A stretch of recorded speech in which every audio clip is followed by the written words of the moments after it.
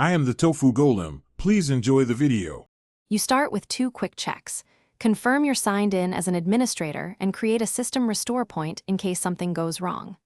Once done, open Start, type Device Manager, and press Enter so you can see hardware categories. Expand the appropriate category and locate the exact device you want to update.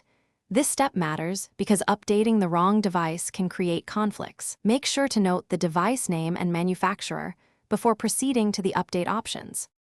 Once you've found the device, right-click it and choose Update Driver. If you want Windows to try first, pick Search automatically for updated driver software. This is quick and safe.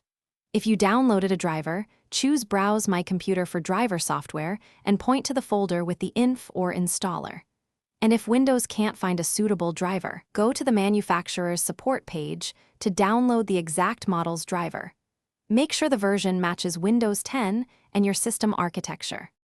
After selecting the driver, follow the installer prompts or let Windows complete the update. You'll often need to restart, so save work first. Once the system reboots, open Device Manager and confirm the device shows without warnings and functions correctly. Test the hardware. If something misbehaves, right-click the device, choose Properties, and use Rollback Driver. If that's unavailable, restore the system point you made earlier. This simple fallback prevents prolonged downtime and returns your system. Thanks for watching. Consider subscribing if we helped you today.